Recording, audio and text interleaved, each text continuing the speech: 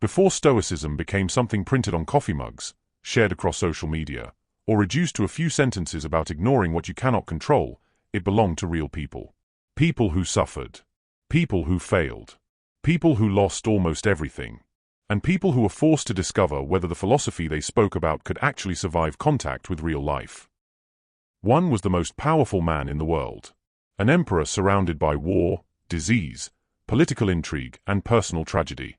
Yet late at night, far from Rome, Marcus Aurelius would sit alone and write reminders to himself about patience, mortality, anger, and what it meant to be a good man. Another lived at the opposite end of Roman society. Epictetus began his life enslaved. He possessed none of Marcus Aurelius' wealth or authority. Yet he would eventually teach that there were certain things no master, emperor, or circumstance could ever truly control. Your judgment. Your choices. Your character. Then there was Seneca, a philosopher who wrote beautifully about simplicity while becoming extraordinarily wealthy. A man who warned against power while standing beside one of Rome's most notorious emperors. His relationship with Nero would eventually force Seneca to confront his philosophy in the most brutal way imaginable. And before any of them, there was Zeno. According to the ancient tradition, a merchant whose journey brought him to Athens, where he discovered philosophy and eventually began teaching beneath a painted colonnade. The Stoa Poikile, the painted porch. It was from that place that his followers would eventually receive their name, the Stoics. But these men were not emotionless statues. They weren't perfect sages who had somehow discovered the secret to never becoming angry, frightened, or overwhelmed. They struggled with many of the same things we do. Loss, ambition, money, status, relationships, fear, regret, and the knowledge that one day their lives would end.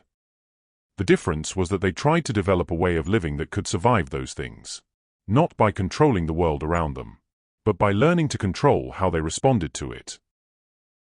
And their lives were sometimes far more complicated than the quotations we remember them for. Marcus Aurelius would struggle with the responsibilities of absolute power. Seneca would become deeply entangled in the dangerous politics of Nero's Rome. Epictetus would experience both slavery and freedom. Zeno would establish a philosophical tradition that survived long after the world he knew disappeared. And Musonius Rufus, a man far less famous today, would argue that philosophy meant almost nothing unless you actually lived it. These weren't simply men who taught Stoicism. Their lives became tests of it. Over the next few chapters, we're going to leave the marble statues behind and meet the people themselves. The emperor, the statesman, the former slave, the founder, the teacher.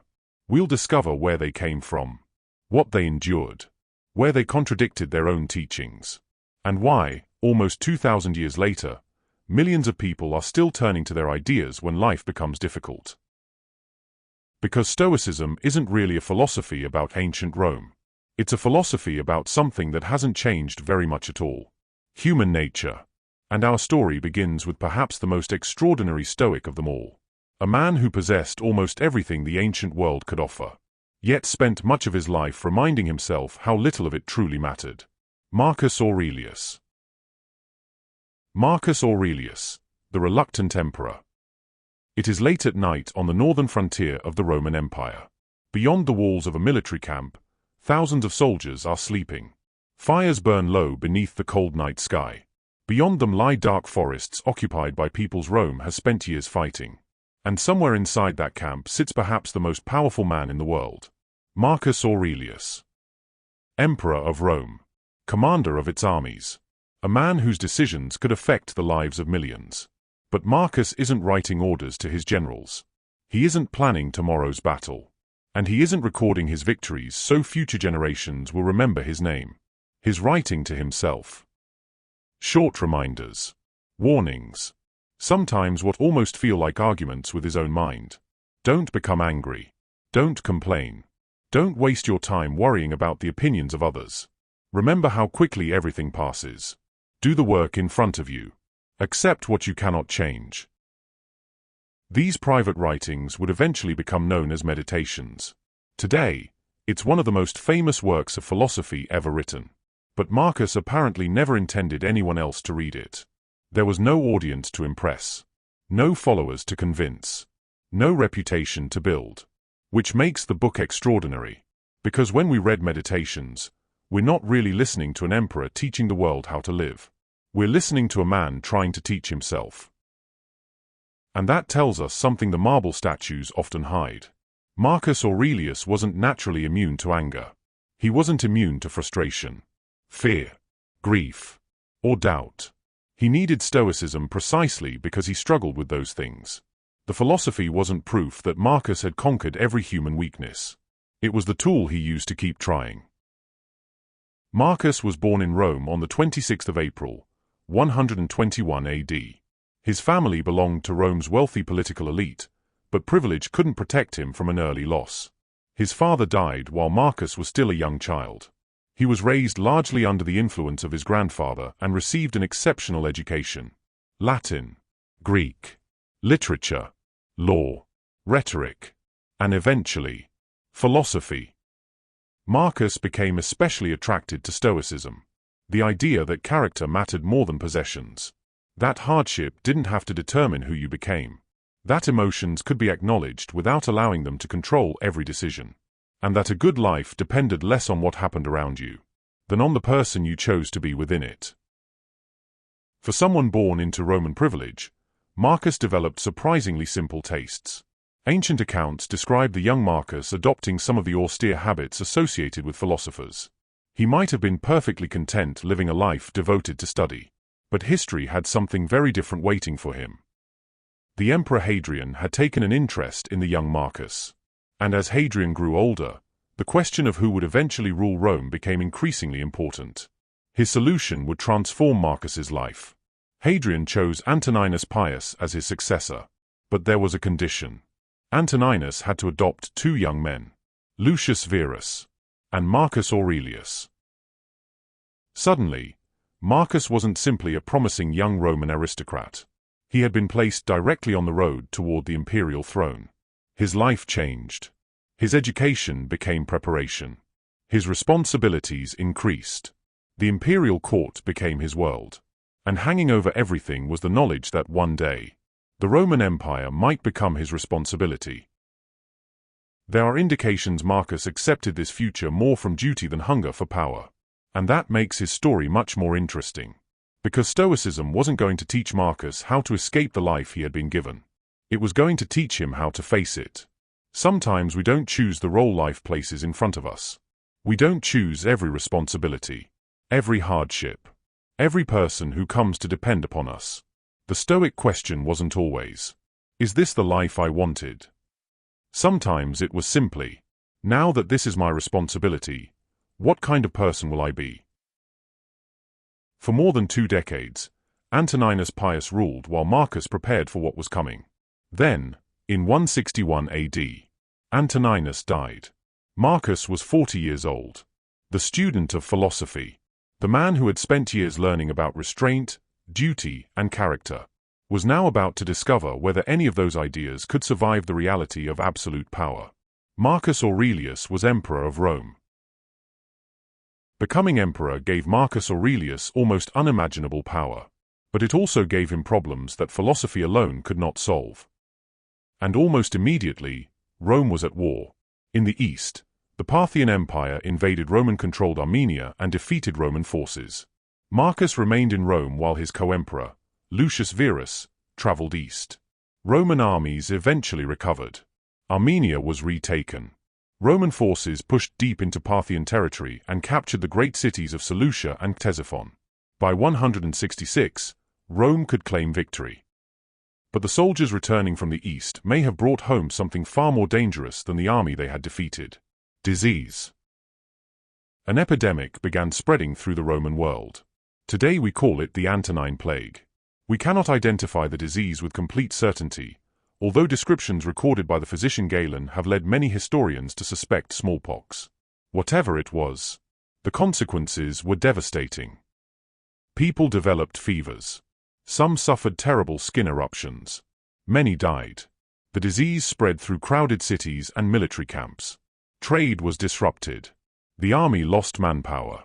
Communities across the empire suffered. And Marcus discovered the limits of being the most powerful man in Rome. An emperor could command soldiers. He could issue laws. He could punish criminals. He could raise taxes and appoint governors. But Marcus couldn't order an epidemic to disappear. Disease didn't care that he was Caesar. For a Stoic, it was an almost perfect demonstration of a difficult truth.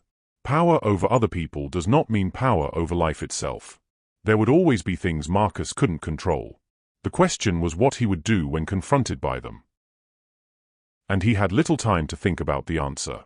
Because while disease weakened Rome from within, pressure was building on the empire's northern frontier. Groups including the Marcomanni and Quadi pushed across the Danube frontier. Roman territory was attacked. At one point, invaders reached northern Italy and threatened the city of Aquileia. For Romans accustomed to thinking of their empire as almost untouchable, this was deeply alarming. Marcus could no longer rule the crisis from a palace. He went north.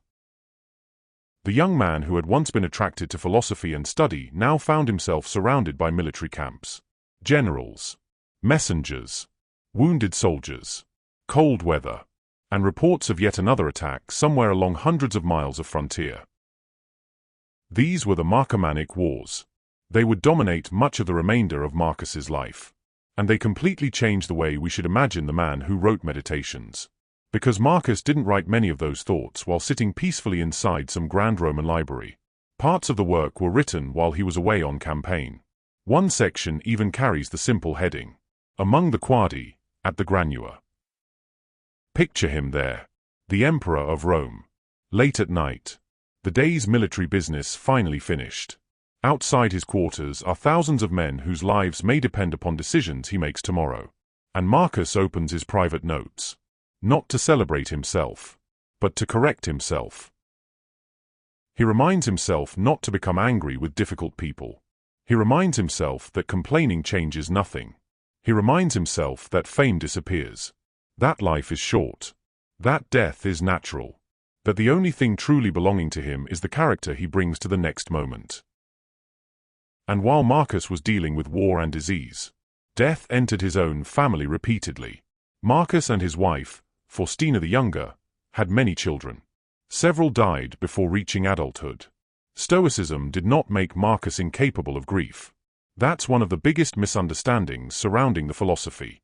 The Stoics weren't trying to become people who felt nothing. They were trying to stop pain from turning into the destruction of everything else. Marcus knew that loving someone meant accepting a terrible reality. You could care for another person with everything you had, and still never control how long you would have them. That wasn't coldness. It was recognition of the world as it actually is. Then, in 169, another loss arrived. Lucius Verus died. The man Marcus had chosen to share imperial power with was gone. Marcus was now the sole emperor. The wars continued. The plague had not simply erased itself. His responsibilities became heavier. Yet this is where Marcus becomes most interesting, because Roman history provides plenty of examples of what enormous power could do to a person. An emperor could surround himself with praise, silence criticism, destroy enemies, demand obedience, and gradually begin to believe he was something more than human. Marcus constantly tried to remind himself of the opposite. He was temporary. His power was temporary. His reputation was temporary. Even Rome itself was temporary. Generations of supposedly important people had already disappeared. Kings, generals, politicians, men who had once believed the world revolved around them. Most were now barely remembered. And one day Marcus Aurelius would join them. That thought wasn't supposed to make life meaningless. It was supposed to make the present matter. If time is limited, then wasting years consumed by resentment, ego, and the opinions of strangers becomes a terrible bargain. Marcus had been given almost everything a Roman could possess: wealth, status, authority, an empire. Yet the longer he lived, the more he seemed to remind himself that none of those things could make a person good, and none of them could be kept forever. But Marcus still faced one final problem that philosophy could not solve for him. A problem much closer than invading armies or disease. His own son, Commodus. Seneca, the Stoic who had everything. Marcus Aurelius spent his life reminding himself not to be corrupted by power. Our next Stoic lived much closer to that danger, because Seneca didn't rule Rome. But for a time, he stood beside the man who did. Seneca was born around 4 BC in Corduba, Roman Hispania, modern Córdoba in Spain. His family was wealthy. His father, Seneca the Elder, was a respected writer and teacher of rhetoric. While still young, Seneca was taken to Rome.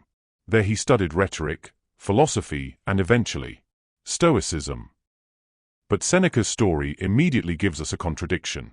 A man who wrote about living simply, yet became enormously wealthy. A man who warned about ambition, yet reached the center of Roman politics. A philosopher who warned about destructive people, yet became advisor to one of history's most dangerous emperors, Nero. Before Nero, Seneca had to survive another emperor, Caligula. Seneca became known as a gifted speaker and writer. According to Cassius Dio, Caligula became so irritated by Seneca's success that he considered having him killed. Seneca survived, but Roman politics would teach him how quickly fortune could change. In 41 AD, Caligula was assassinated. His uncle Claudius became emperor. Soon afterwards, Seneca was accused of adultery with Julia Livilla, Caligula's sister. Whether the accusation was true remains uncertain. The punishment was real. Seneca was exiled to Corsica. For roughly 8 years, the man who had lived among Rome's elite was separated from everything he knew. No senate, no imperial court, no influence. It should have suited a philosopher who wrote about independence from external circumstances. But Seneca was human. His writings from exile reveal that he desperately wanted to return. Eventually, he did. In 49 AD, Claudius married Agrippina the Younger. Agrippina had a son, a boy named Nero. She arranged Seneca's return, and gave him one of Rome's most important jobs. Seneca became Nero's tutor. When Claudius died in 54, Nero became emperor at only 17. During the early years of his reign, Seneca and Praetorian prefect Sextus Afranius Burrus became enormously influential. For a time, Nero's government was relatively restrained. Seneca drafted speeches, offered advice, tried to guide a young emperor surrounded by extraordinary power. Imagine the opportunity. A Stoic philosopher standing beside Caesar, trying to persuade absolute power to behave reasonably. But there was another side to Seneca's rise. Money. Seneca became extremely rich. Ancient sources describe a vast fortune. Estates, investments, loans, influence. And the question has followed him ever since. How could a Stoic become so wealthy? Seneca's answer would have been that Stoicism didn't require poverty. Money wasn't inherently good or evil. The danger came when you became dependent upon it. You could possess wealth, provided wealth didn't possess you. Whether Seneca always lived up to that is another question. That's exactly why he's interesting. He wasn't writing about temptation from safely outside it. He was surrounded by it. Wealth, political influence, status, luxury, the favor of an emperor. Everything Stoicism warned could become a trap. Seneca had within reach. Meanwhile, Nero was changing. He became increasingly suspicious, increasingly ruthless. His relationship with his mother Agrippina collapsed. In 59 AD, Nero had his own mother killed. For Seneca, the philosophical experiment was becoming something darker. How do you advise a ruler who no longer wants restraint? How long can you remain beside a powerful man doing terrible things, before his actions become part of your story? Seneca increasingly tried to withdraw. Then in 62, Burrus died. Seneca's influence over Nero weakened dramatically. He asked permission to retire and even offered to surrender much of his wealth. Nero refused, but Seneca gradually withdrew anyway. He spent more time writing, thinking, preparing for something Stoicism insisted would eventually arrive: death. And in 65 AD, it came looking for him. A conspiracy against Nero was discovered. The Pisonian conspiracy. Seneca was accused of involvement. Whether he participated remains uncertain. Nero didn't need certainty. He sent Seneca an order. The philosopher was to take his own life. There would be no successful appeal. No escape. No fortune large enough to purchase another future. The man who had spent decades writing about death now had to face it. According to Tacitus, Seneca remained composed. He said goodbye to his friends. He attempted to comfort those around him.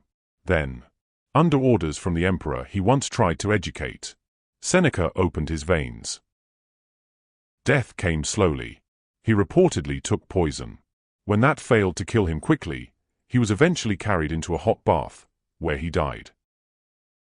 It's a disturbing ending, but it leaves the question that has followed Seneca for almost 2,000 years. Was he a hypocrite? The wealthy man who praised simplicity. The political insider who warned against ambition. The philosopher who remained beside Nero perhaps longer than he should have.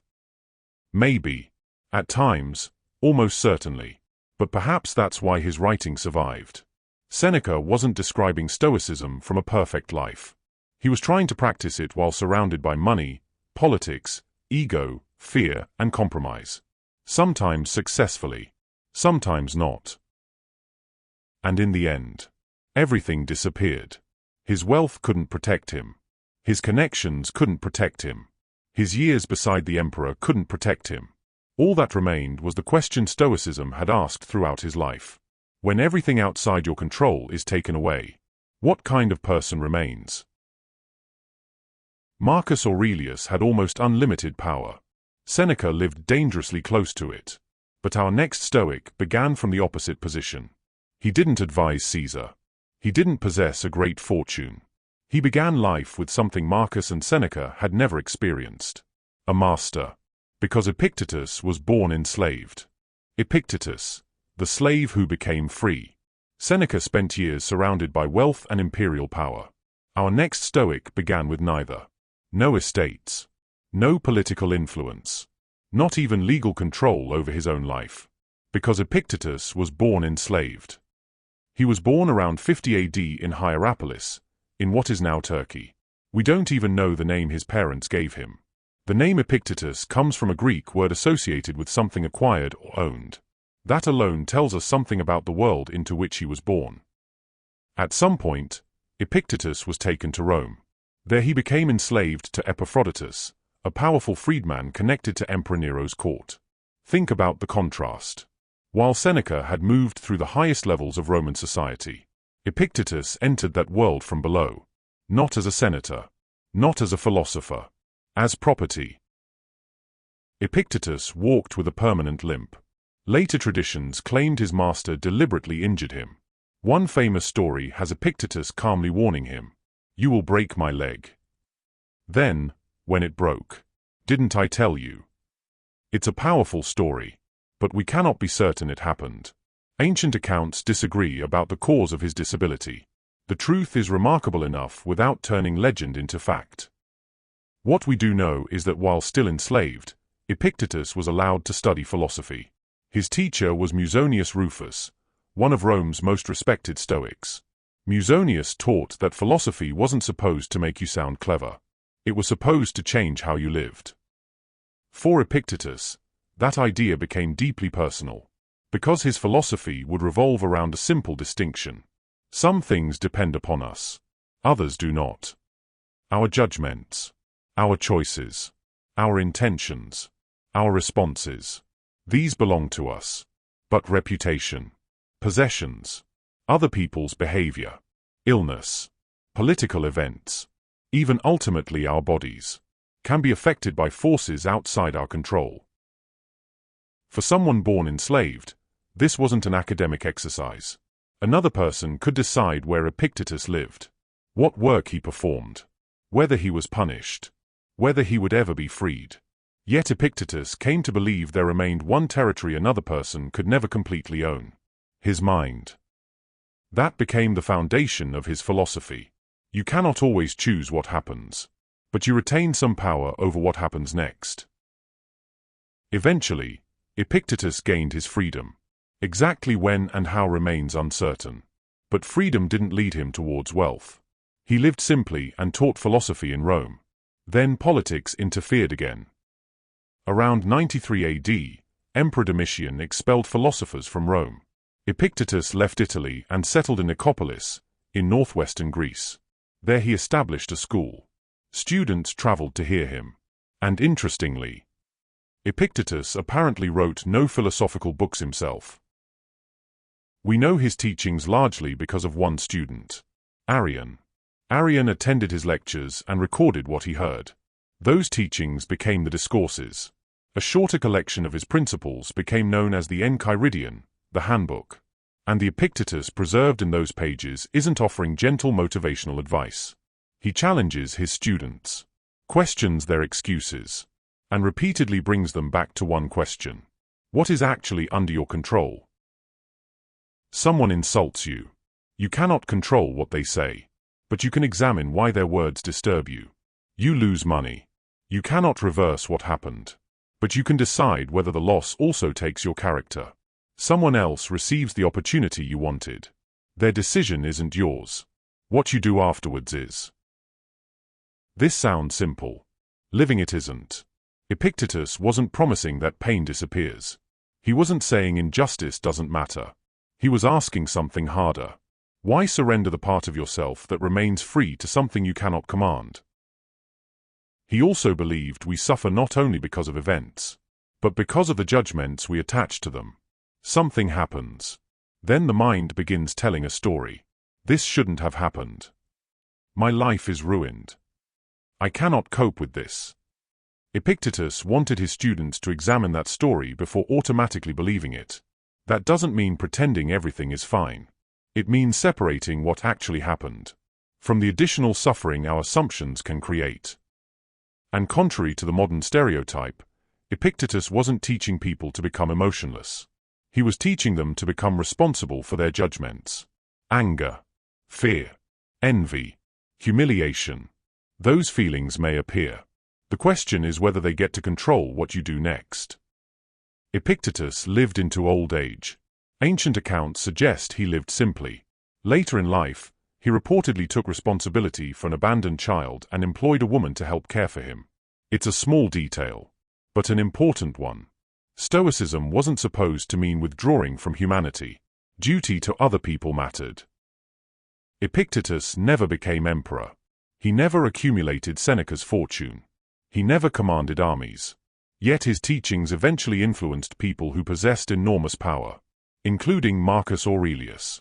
The emperor at the beginning of our story studied Epictetus's ideas, and that creates one of the most extraordinary connections in Stoic history. A man born enslaved helped teach an emperor what freedom meant. Perhaps that's why Epictetus still feels so relevant. Most of us will never rule an empire, but all of us know what it feels like when something happens that we cannot control. Someone leaves. Money disappears. Plans collapse. People misunderstand us. Our bodies change. Time moves whether we approve of it or not. Epictetus's answer wasn't that these things don't hurt. His answer was that they don't get to make every decision afterwards. The outside world can take many things, but surrendering your judgment, your character, and every choice you make next is something different. Marcus showed us Stoicism inside extraordinary power. Seneca showed us Stoicism surrounded by wealth and danger. Epictetus began with almost nothing and asked, "What remains mine?" His answer, "Your choices, your judgments, your character." But long before any of them, another man had arrived in Athens after losing almost everything. His name was Zeno. Zeno, the man who lost everything. Long before Marcus Aurelius ruled an empire, before Seneca entered Nero's court, and before Epictetus discovered freedom after beginning life enslaved, there was Zeno of Citium. And according to the story that survived, Stoicism began with a disaster. Zeno was born around 334 BC in Citium, an ancient city on the island of Cyprus. His family appears to have been involved in trade, and Zeno himself became a merchant. That meant traveling across the Mediterranean, carrying goods between ports, and depending on winds, weather, and fortune. Then, sometime around the beginning of the 3rd century BC, everything changed. Ancient accounts tell us that Zeno suffered a shipwreck while traveling with cargo. Exactly where it happened, what he was carrying, and how much he actually lost, are uncertain.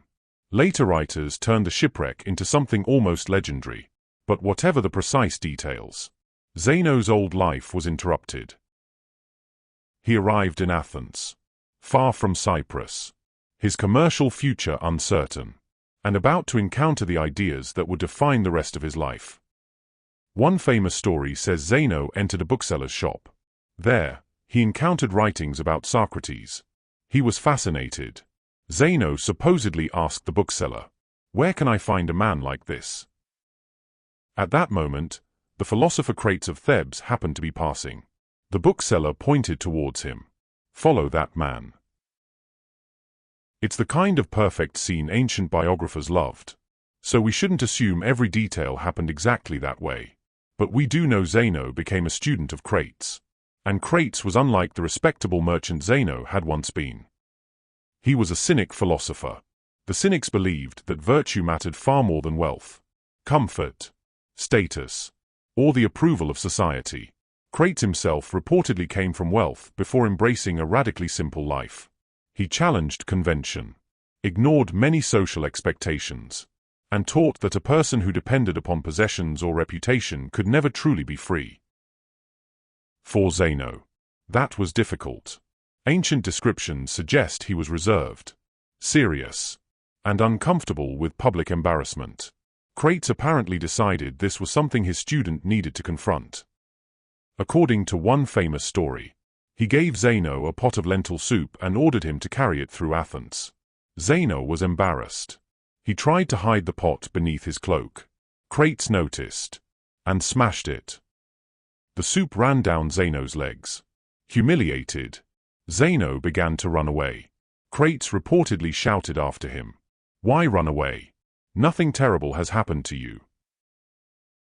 Whether the incident occurred exactly like that is impossible to know. But the lesson is unmistakable. Zeno wasn't injured. He hadn't lost anything essential. What hurt was embarrassment, the imagined judgment of everyone watching him. And that exposed something important.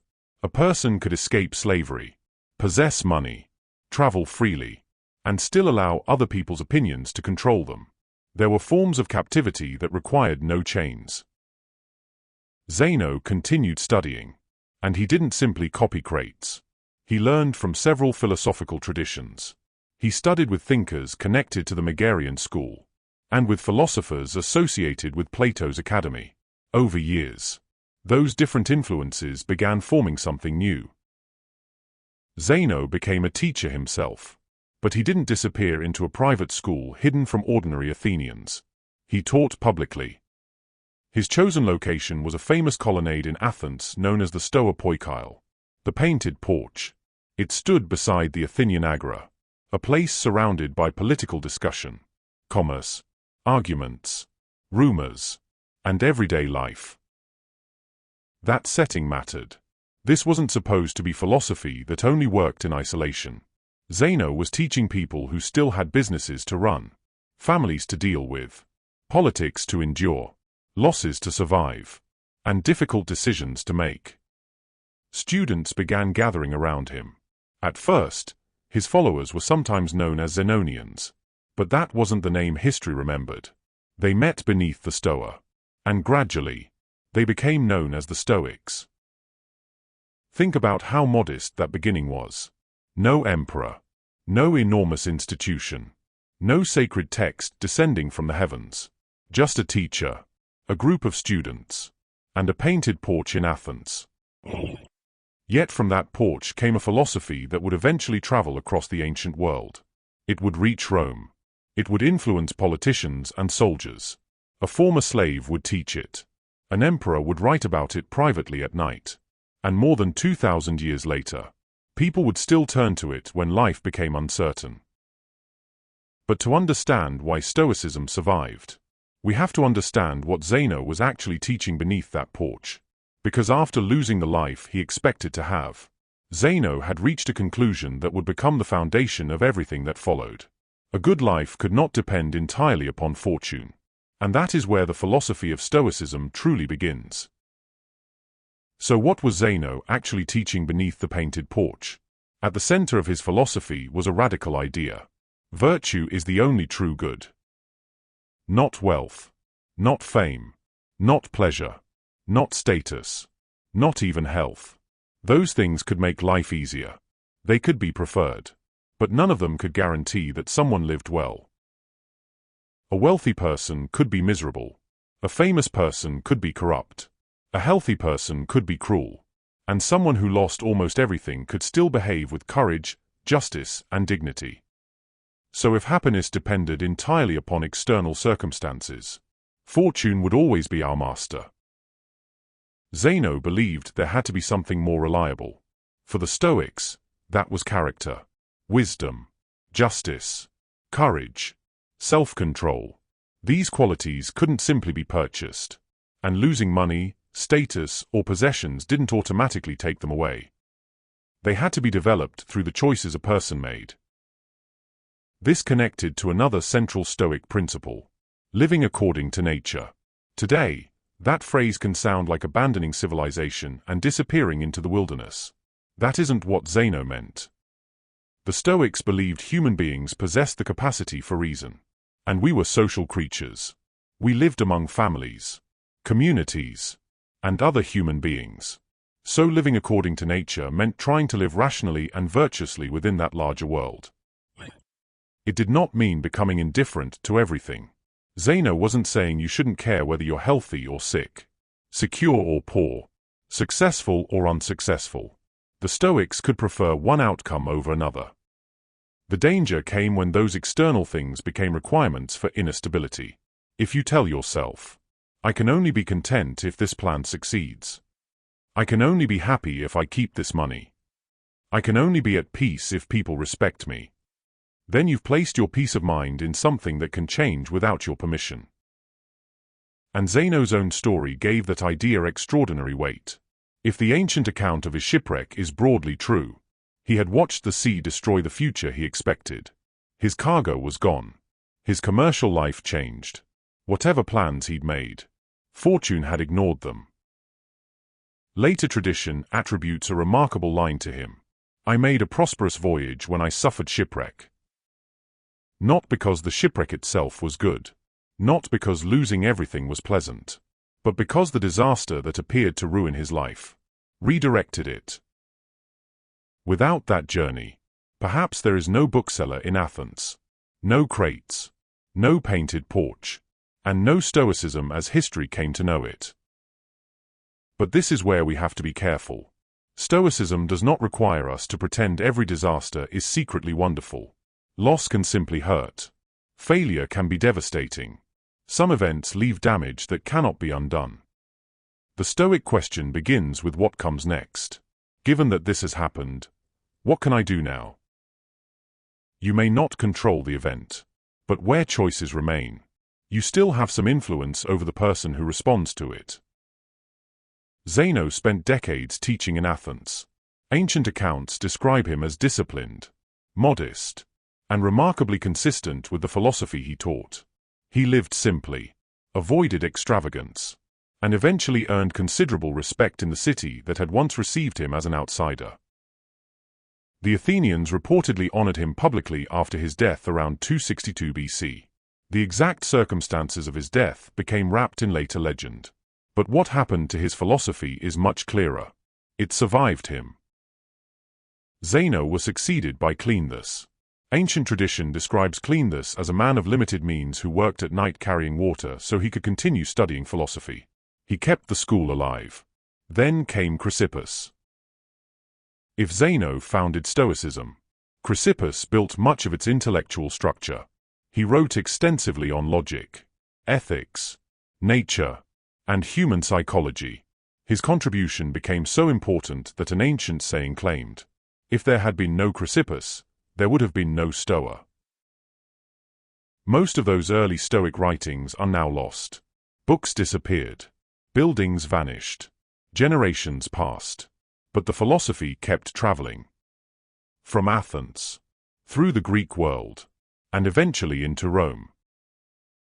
Centuries after Zeno stood beneath the painted porch, Stoicism entered lives he could never have imagined. A wealthy senator navigating the dangerous court of Nero.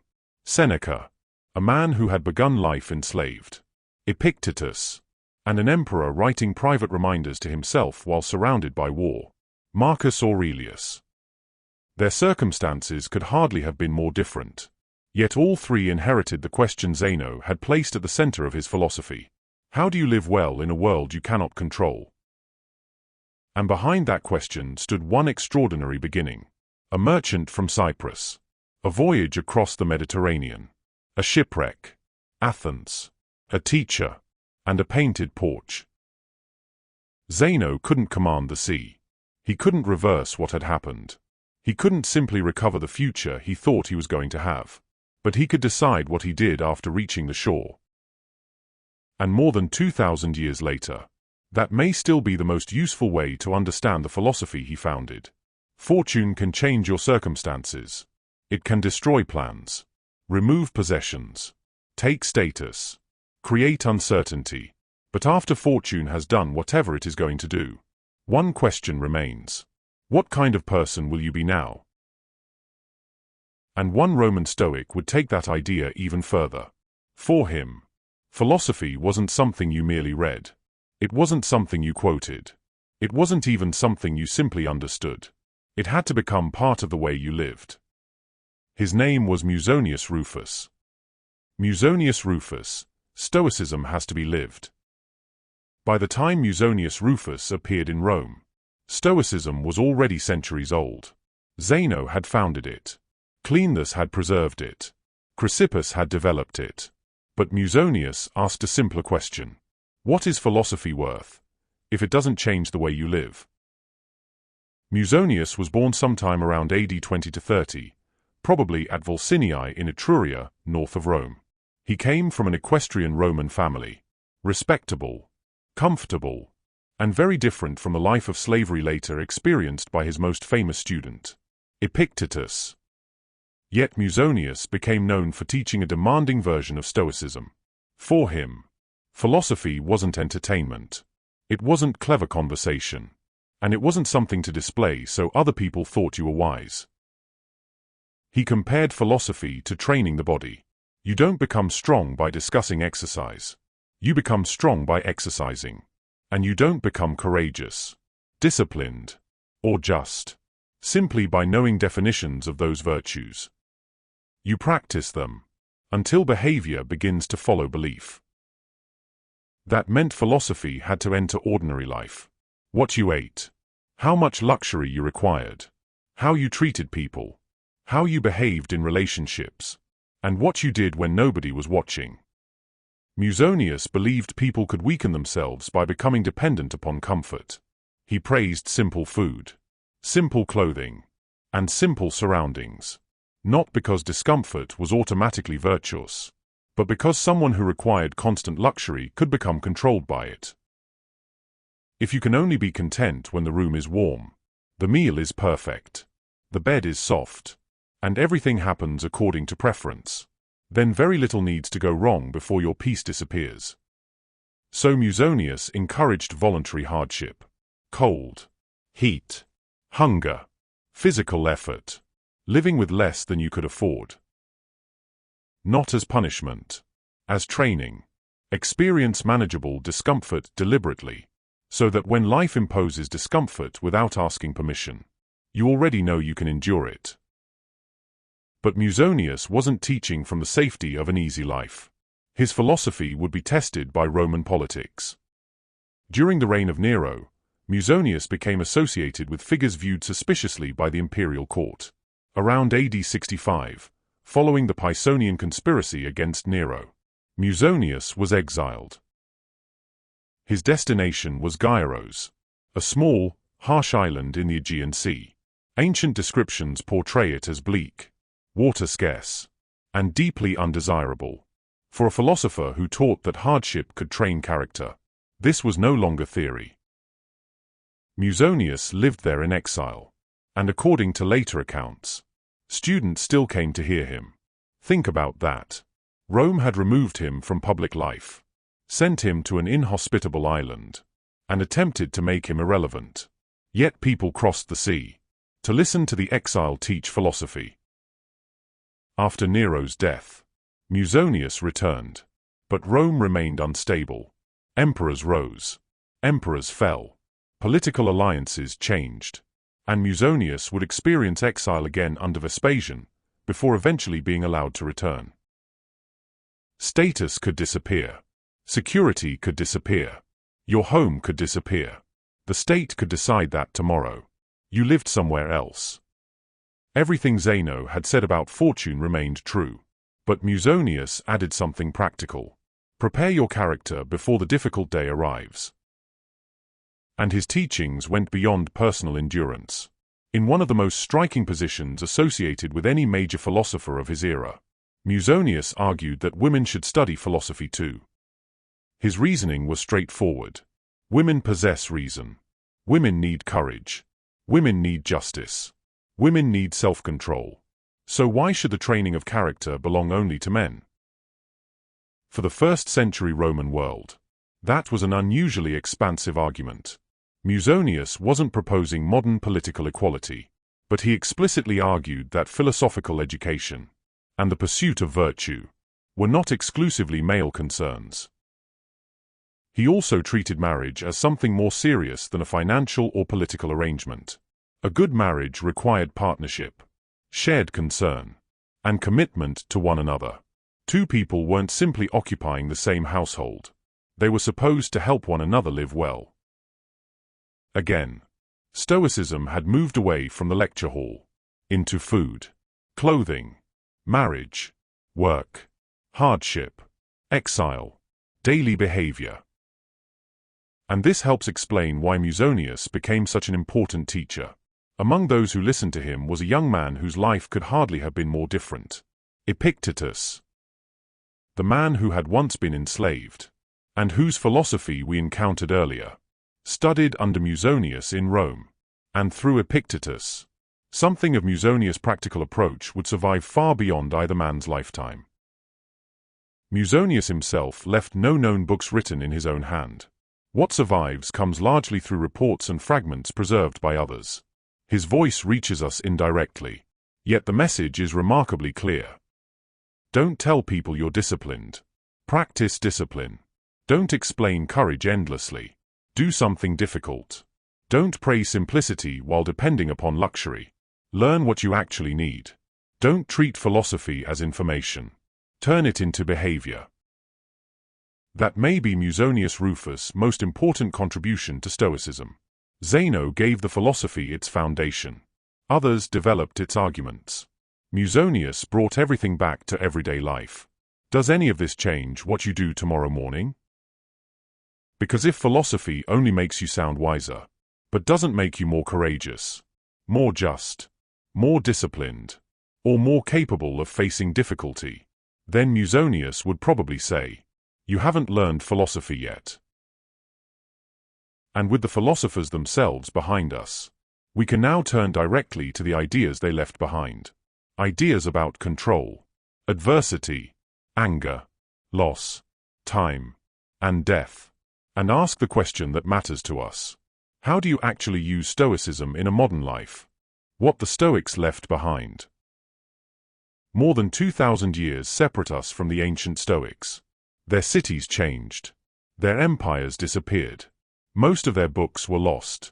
But the problems they were trying to solve never really went away.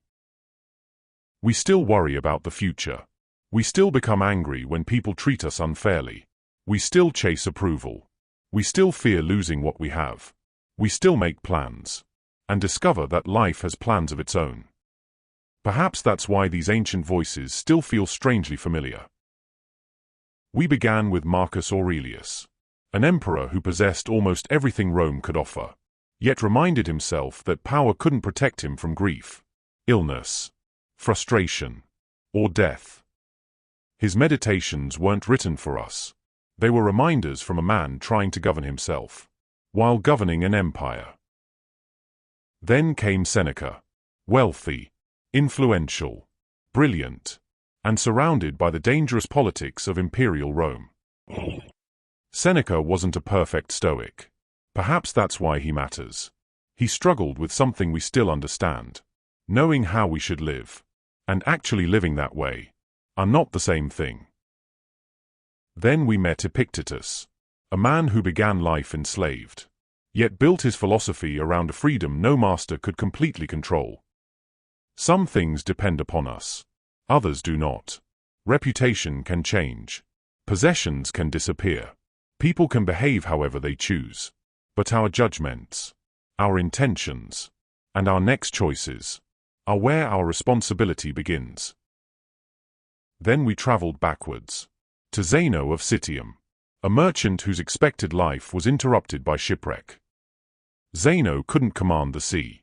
He couldn't negotiate with the storm. He could only decide what happened after he reached the shore. And from that new beginning came the philosophy connecting everyone we've met. Finally, Musonius Rufus brought Stoicism into everyday behavior.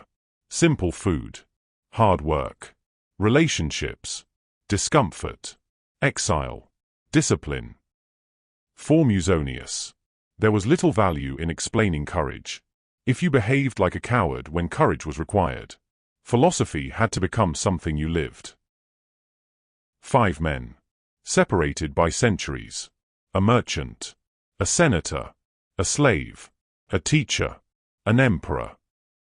Yet the same question keeps appearing. What belongs to me, when so much of life does not? The Stoics never claimed we control everything. Quite the opposite. We control far less than we imagine. We don't control whether people approve of us. We don't control every opportunity. We don't control the past, or how long the people we love remain beside us. But limited control does not mean no responsibility. Something remains. How carefully we judge, how honestly we behave, whether we act with courage, whether we treat people justly, whether anger makes our decisions, whether failure ends our effort. That is where Stoicism places the work, not in controlling the world, but in becoming harder for the world to control. And that doesn't mean becoming cold. Marcus loved and grieved. Seneca struggled with mortality. Epictetus understood suffering. Musonius cared about how people treated one another. Stoicism wasn't supposed to turn you into stone. It was supposed to help you remain human, without being ruled by every emotion, setback, or impulse. And perhaps its most useful practice requires no book, and no knowledge of ancient philosophy. The next time something goes wrong, before reacting, ask, what part of this is actually mine? Maybe you cannot change what happened. Maybe you cannot change another person. Maybe you cannot recover what was lost. But you can still choose what you say next, what you do next, and who you become next. That thread connects a shipwrecked merchant, an exile on a barren island, a former slave, a senator trapped inside Nero's Rome, and an emperor writing to himself during war. But their story is not the whole story of Stoicism. Behind the famous names, there were others. Cleanthes, the laborer who succeeded Zeno. Chrysippus, the thinker who transformed Stoicism into a philosophical system. Panetius, who helped carry Stoicism deeper into Roman life. Posidonius, philosopher, astronomer, geographer, and historian. Then there were men like Thrasea and Helvidius Priscus, who discovered what Stoic principles could cost when practiced against imperial power. And Junius Rusticus, the teacher who profoundly influenced Marcus Aurelius himself. And those are only some of the people still waiting in this story. They deserve more than a passing mention. So this isn't the end.